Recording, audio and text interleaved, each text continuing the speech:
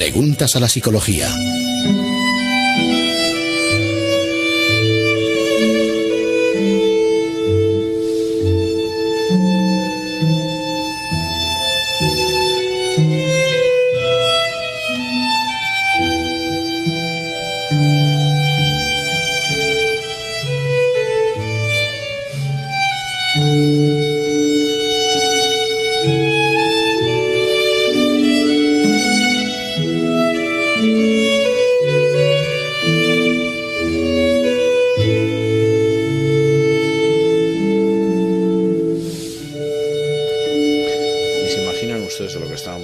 No se lo vamos a contar ni doña Pilar ni yo, pero sí vamos a entrar en la cuestión de esta noche. Muy buenas noches, doña Pilar. Muy buenas noches, don César, y a nuestros seguidores, que son muchos y le mandan saludos. Muchísimas gracias.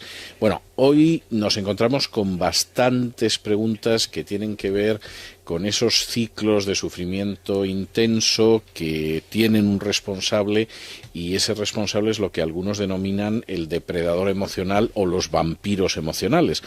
Cuando estamos hablando de un depredador emocional o de un vampiro emocional, ¿exactamente de qué estamos hablando?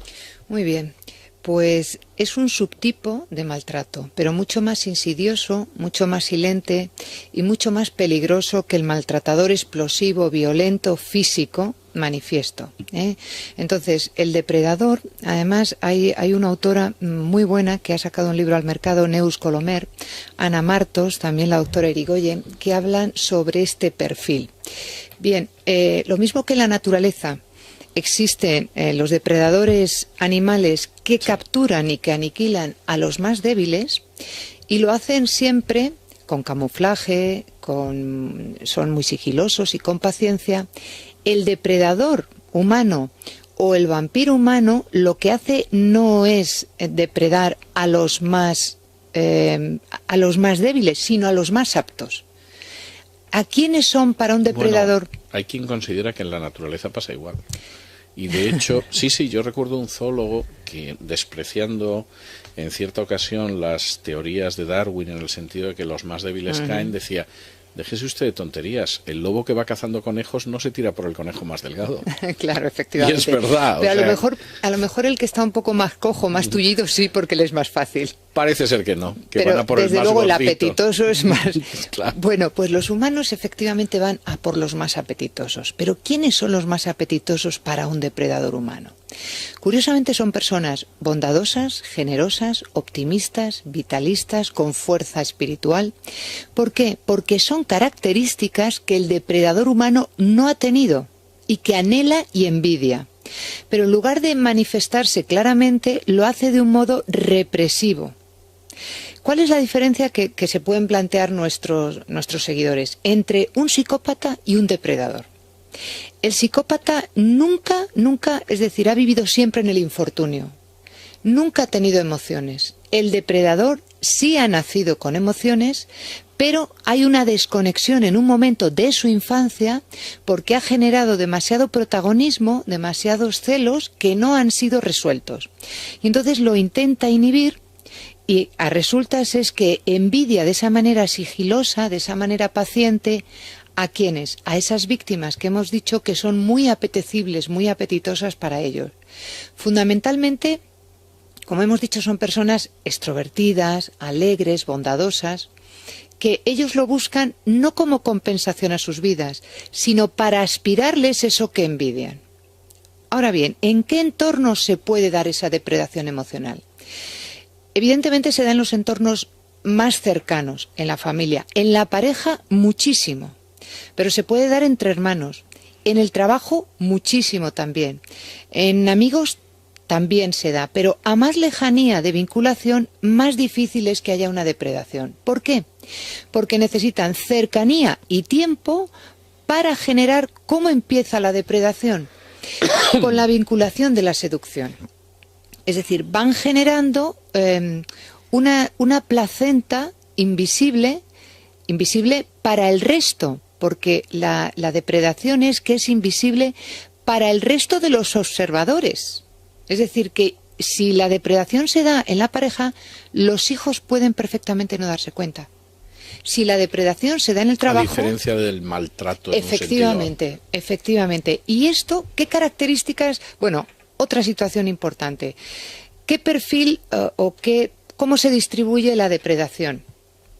En todas las edades, en todos los sexos, en todos los estratos sociales, en todas las culturas, luego con las características y la casuística propia, pero se da en todas esas situaciones. ¿Cuál es el perfil del depredador o depredadora? Para que seguramente que esta noche va a ser un programa de mucha función social, porque hay demasiados depredadores y depredadoras. No maltratos, ¿eh? No maltratos. ¿No? Bien, son absolutamente normales, nunca son líderes, nunca. Pasan por romos normales estándar.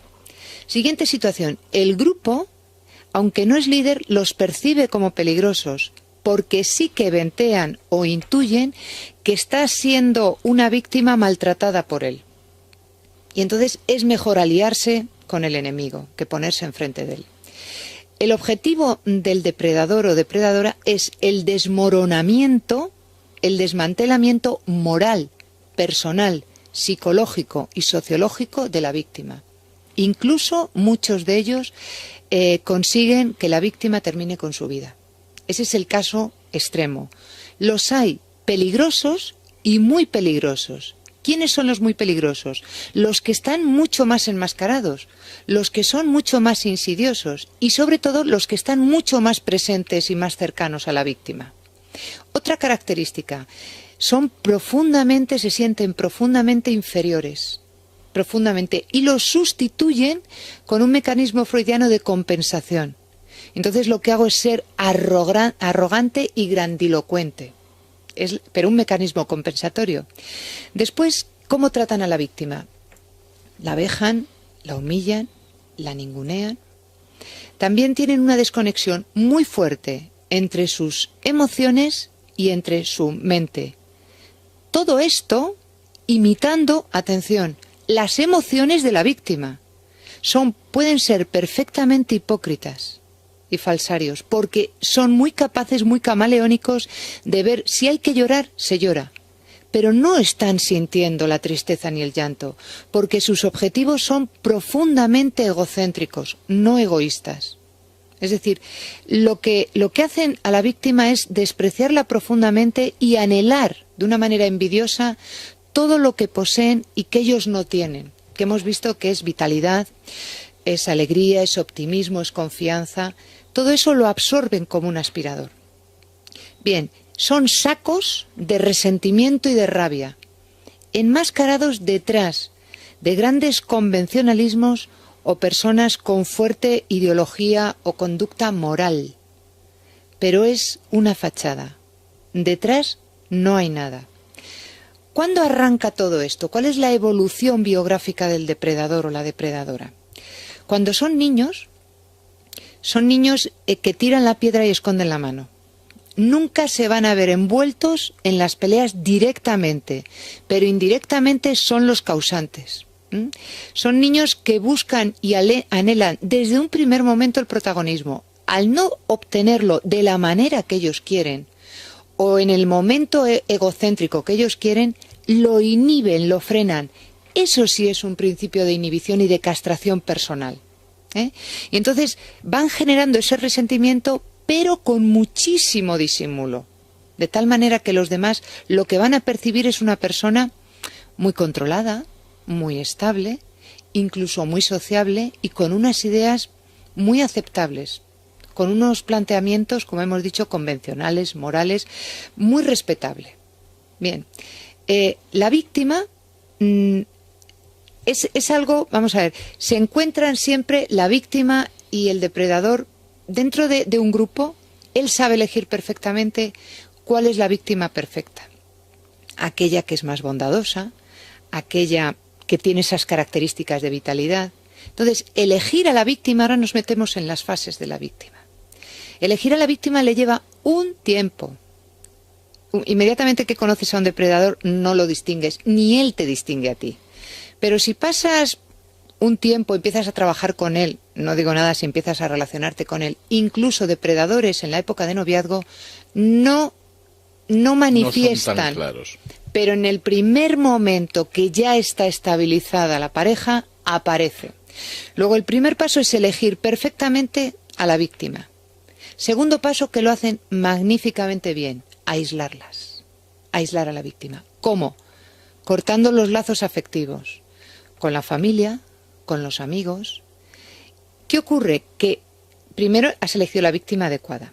Después la has aislado. Y después depende emocionalmente del depredador. Porque el depredador le va diciendo, va haciendo la primera paralización. ¿Tú no estás percibiendo que lo que te están diciendo tus padres es que no te quieren? ¿Tú no percibes que esta amiga lo que va buscando de ti es esto? ¿Tú no? Claro, la persona va perdiendo confianza en ella misma. Ya no sabe si lo que está viendo es cierto o no es cierto. Cuando ve que ha venido más tarde o cuando puede sospechar que tiene una infidelidad, pero no te das cuenta verdaderamente que estás tan mal, que esto te lo tienes que hacer ver, que es un acto de confusión. La víctima se encuentra completamente confusa y duda. Luego, si duda y está confusa, su autoestima ya está tocada. Va a la siguiente fase. Se erige como salvador y mentor. El único, la única que te puede comprender, cariño, soy yo. O un jefe. Si es que, ¿qué sería de ti sin mí? Tú tranquilo, tú me vas diciendo lo que tú vas sintiendo, pero dímelo a mí, si yo es que te voy guiando. ¿Qué ocurre con eso? Que el sistema de autoestima de la víctima está ya tocado. ¿En qué áreas? En el área social, que se ha desconectado de todo el mundo. En el área personal, ha dejado incluso de cuidarse, porque está dependiendo del criterio constante del depredador. Y además el depredador nunca es predecible, porque va a la siguiente fase, que es la dualidad del comportamiento. Ante un comportamiento cariñoso, el depredador emite una razón de tasa variable. ¿Qué es eso? Pues que si todos los días le da un beso al acostarse, un día le puede dar un beso y otro día le puede montar un conflicto. Esto neurotiza muchísimo a la víctima porque ya no sabes lo que llamamos la indefensión aprendida. Si te mueves a la derecha hay palo, si te mueves a la izquierda hay palo, pues entonces no me muevo. Sobre todo no sabes por dónde va a salir. El sol, sí. Y eso desquicia profundamente. Bien. No me cabe la menor duda. Bien, ¿verdad que ponemos momentos incluso de habernos topado con depredadores? No le quepa a usted la menor duda. Comparten, bueno, no nos vamos a saltar fases. La última es la más perversa. Es el alejamiento del depredador respecto de la víctima. Porque lo que nunca va a permitir un depredador es que la víctima se escape. Nunca. La va a congelar, pero es suya. Es decir, el que se aleja es él. Y se aleja porque sabe que ya está capturada, que ya está segura. Que no se le ocurra a la víctima plantear un cambio porque le va a ser muy difícil y con un coste, son agujeros negros en las relaciones. Entonces, el depredador dice, bueno, ahora yo me alejo porque no me tienes que hacer ninguna pregunta y porque, como ya te he dicho, estás en una paralización de que no es cierto lo que piensas y de que además estás sola porque ya me he encargado yo de decir, o solo, de que nadie te cree, de que, pero no te das cuenta de lo ignorante que eres, pero si es que con esas características, ¿cómo puedes? ¿A dónde vas? Exacto. Bien, ¿qué ocurre? Hemos ido saltando, pero hemos visto el niño que ya se va perfilando como depredador. El adolescente es un adolescente frío, distante, con escaso éxito social. Suele estar rodeado siempre de uno o dos amigos que es él el que los manipula. Y el adulto depredador suele ser arrogante y suele manifestarse como poseído, atención, de la verdad, de la razón y de la justicia. Conocemos muchísima gente, incluso pública, que se erigen como tales. Y estas características las comparten con los narcisistas, que es una necesidad de ser admirados, una necesidad de que se les debe todo, suelen ser bastante tacaños y tienen unas ansias desmesuradas, se ríe por algo en especial. No, me llama la atención. Tienen unas ansias desmesuradas de éxito y de poder. ¿En qué entornos se les ve con más claridad? Si es en el caso de una pareja, en el entorno que más claro humillan, es en el entorno de la conducta sexual.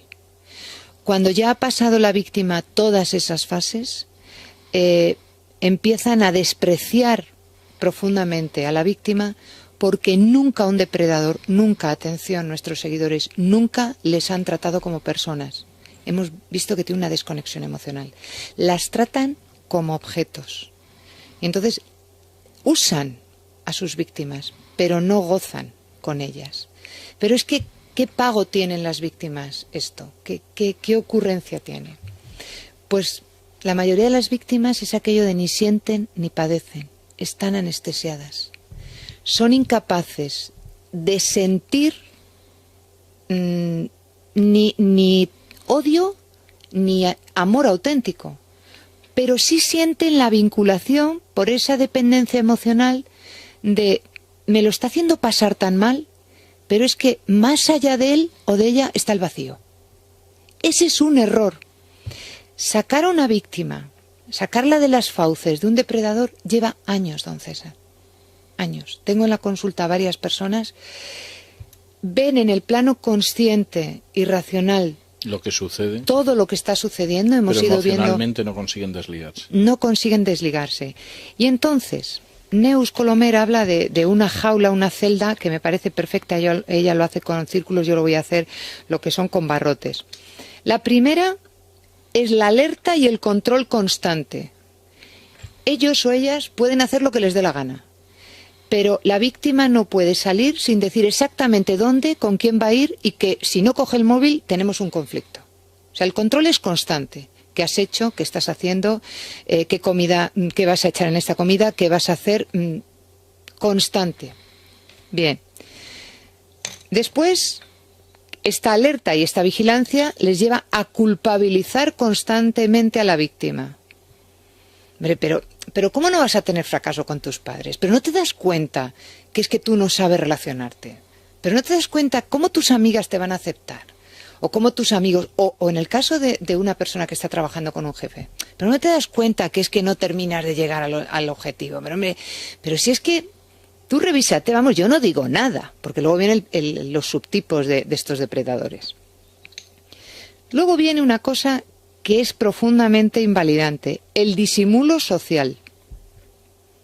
La mayoría de las relaciones que se están dando de depredación y víctima, sobre todo la víctima, porque el depredador hemos dicho que es muy falsario y muy hipócrita, lo que hacen es intentar que la familia, usted se puede creer que la familia no se percata de nada de lo que está ocurriendo en una pareja de depredación. Lo puedo creer perfectamente. Y actúan, ojo, con disimulo social porque me están vigilando. Y entonces tengo que tener disimulo. Eso es una erosión y una ruptura del yo enorme. Y se cierra la celda con una angustia y una depresión. Salir de aquí no se puede salir si no es con ayuda. No se puede salir. Es imposible. Entonces, ¿qué es lo que tienen que hacer este tipo de personas? Primero, darse cuenta, reestructurar su percepción. Total nada. Pensar que lo que están sintiendo, sufriendo, puede tener un fin. Y antes de llegar a la consulta de un especialista, que eso a lo mejor incluso no llegan, es mejor rescatar esos lazos, empezar a contar a las personas más allegadas. Porque en el momento cualquier sufrimiento psíquico que se cuenta a otra persona, se dulcifica bastante, es como un bálsamo, y que la otra persona te diga, lo entiendo. Ahora entiendo muchos comportamientos tuyos. Entonces es el primer paso para romper toda esta cárcel. El que la persona empiece a reestructurar sus percepciones. Yo no soy tan analfabeta como me han dicho. Yo no soy tan impulsiva como me han dicho. No soy tan mala. Yo sí valgo. hemos dicho que el objetivo de ellos era el desmoronamiento total, la destrucción total de la víctima.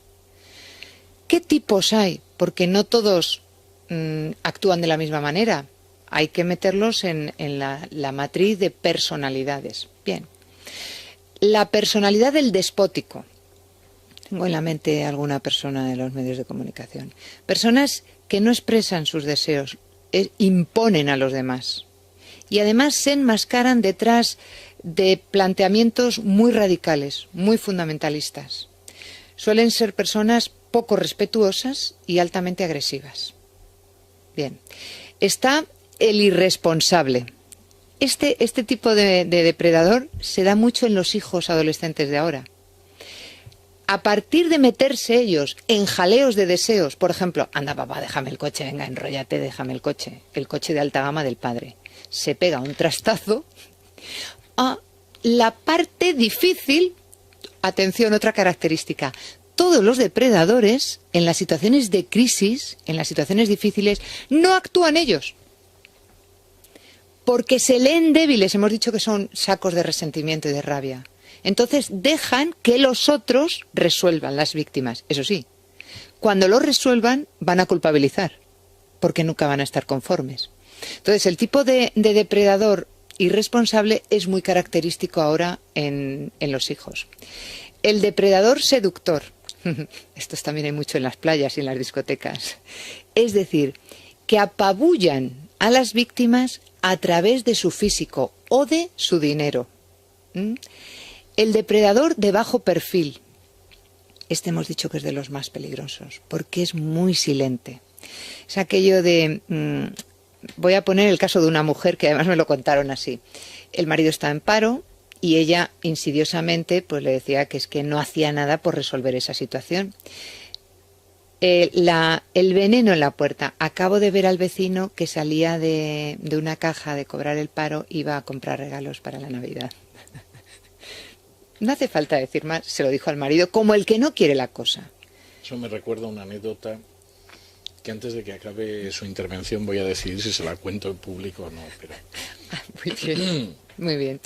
Y bueno, el depredador culto es un depredador que... Creo que se la voy a contar porque estamos en Navidad, pero prosigue. Bien, el depredador culto es aquella persona que en una conversación intenta siempre poner, yo me estoy acordando de una persona cercana, que siempre pone el teorema encima de la mesa, siempre pone lo inteligente que es, siempre pone el área que domina muchísimo, ¿con el fin de qué? De apabullar al resto, de quedarse siempre por encima. El depredador generoso, cuidado. Cuidado. Una persona que da y que sigue dando. Qué bueno es, qué maja, qué persona tan maja. No da de modo incondicional. En algún momento va a pedir la vuelta de esa dádiva. O sea, no da, invierte. Exacto. Pero como es el primer proceso, el proceso ese de victimización, da y además... El regalo, vamos, es que la dádiva supera al santo. ¿Y esto por qué? Hay otro tipo de depredador, el depredador humorístico, el simpaticón. El que aprovecha la situación social en la barra de un bar o en una reunión, ahora que vendrán reuniones de estas bellas y entrañables, y que te dice con una ironía aquello que tú le has contado en un momento de privacidad. Y encima te hace sentir públicamente culpable. Pero chico, ¿cómo te lo tomas así?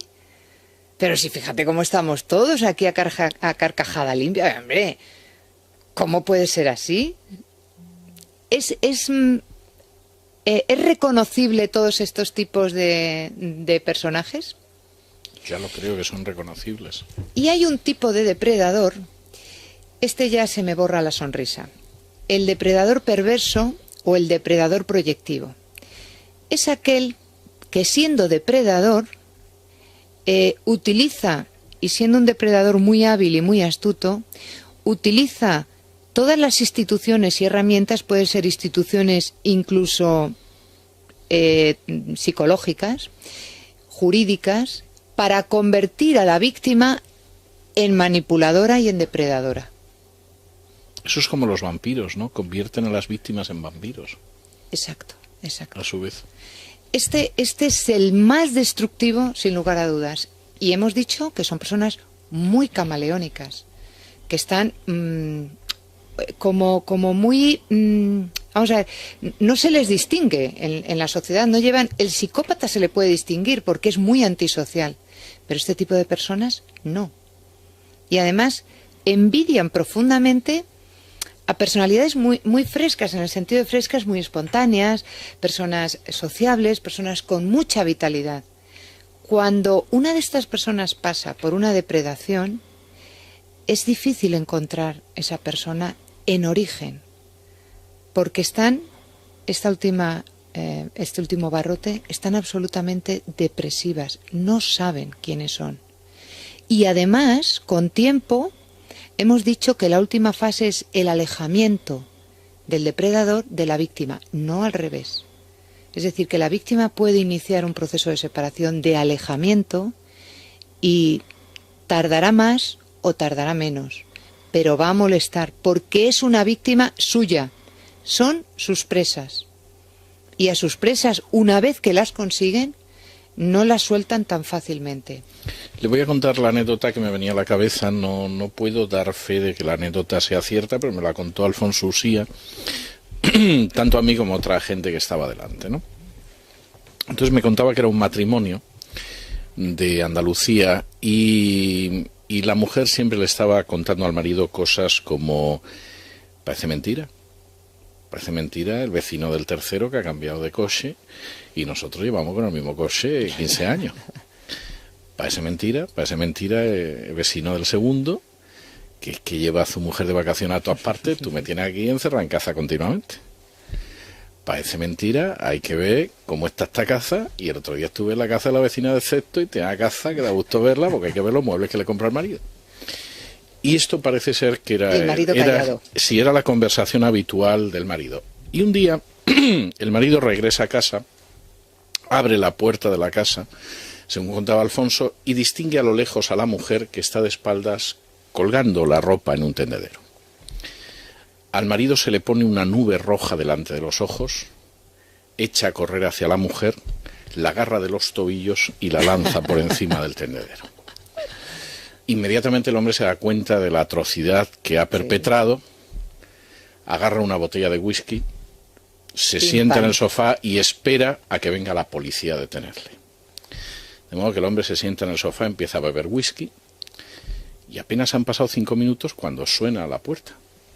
Se queda un poco sorprendido porque le parece que la policía es demasiado rápida como para venir a detenerle, pero se levanta dispuesto a tender las manos para que lo esposen, y cuando abre la puerta está la mujer. La mujer, que tiene solamente un pequeño corte, una brechita, y que le dice: qué caída más tonta he tenido, porque estaba atendiendo y de pronto se ve que me he mareado, me he caído, he ido agarrándome como he podido de los tendederos y he llegado hasta abajo. El hombre, que casi no se puede creer que haya sucedido eso, en fin, le dice a la mujer que se cuide, etcétera. Y según me cuenta Alfonso Usía, no volvieron a tener una discusión en su vida. Pero, insisto, no doy fe de que la historia sea real. Usía la contaba de esta manera. Parece ser que el cambio experimentado por la mujer fue algo verdaderamente prodigioso. Yo, el corolario psicológico de esa situación, muy costumbrista, le digo que el marido, el pobre marido, desde luego sufriente, no era víctima. Porque una víctima, y esto lo he vivido en la localidad... Nunca agarra de los tobillos al vampiro. Se tira él. Sí. Sí, bueno, pues en este caso, pero en fin, insisto en que no me consta que la historia sea real. Muchas de las historias que cuenta Alfonso Usía, yo siempre me quedo con la duda, pero reconozco que las cuenta prodigiosamente, eso es cierto. Muchísimas gracias, doña Pilar. Todo lo contrario. Nosotros hacemos una pausa y regresamos enseguida con nuestra tertulia de análisis político. Es la noche de César. Ya se cuentan por que tienen que ver con esos ciclos de sufrimiento intenso que tienen un responsable, y ese responsable es lo que algunos denominan el depredador emocional o los vampiros emocionales. Cuando estamos hablando de un depredador emocional o de un vampiro emocional, ¿exactamente de qué estamos hablando? Muy bien. Pues es un subtipo de maltrato, pero mucho más insidioso, mucho más silente y mucho más peligroso que el maltratador explosivo, violento, físico, manifiesto, ¿eh? Entonces, el depredador, además hay una autora muy buena que ha sacado un libro al mercado, Neus Colomer, Ana Martos, también la doctora Irigoyen, que hablan sobre este perfil.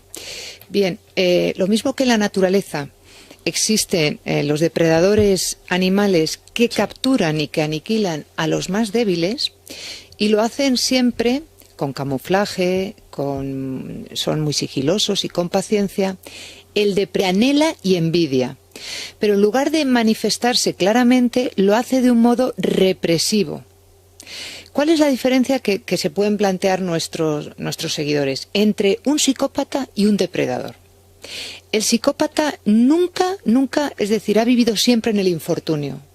Nunca ha tenido emociones. El depredador sí ha nacido con emociones, pero hay una desconexión en un momento de su infancia porque ha generado demasiado protagonismo, demasiados celos que no han sido resueltos. Y entonces lo intenta inhibir y a resultas es que envidia de esa manera sigilosa, de esa manera paciente. ¿A quiénes? A esas víctimas que hemos dicho que son muy apetecibles, muy apetitosas para ellos. Fundamentalmente, como hemos dicho, son personas extrovertidas, alegres, bondadosas, que ellos lo buscan no como compensación a sus vidas, sino para aspirarles eso que envidian.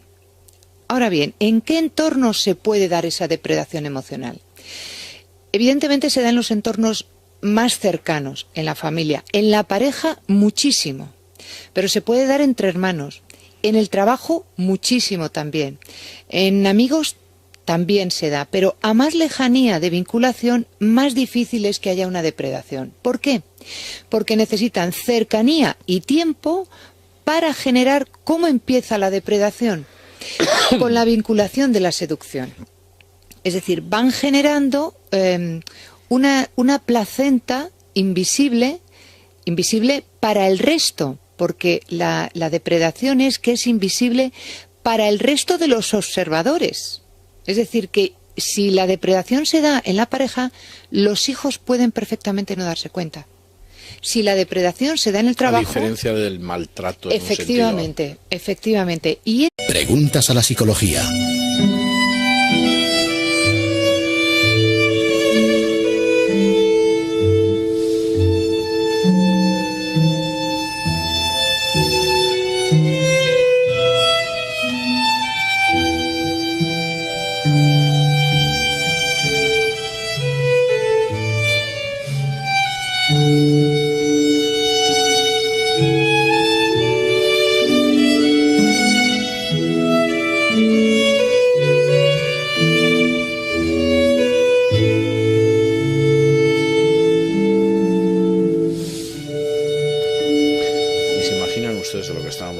No se lo vamos a contar ni doña Pilar ni yo, pero sí vamos a entrar en la cuestión de esta noche. Muy buenas noches, doña Pilar. Muy buenas noches, don César, y a nuestros seguidores, que son muchos y le mandan saludos. Muchísimas gracias.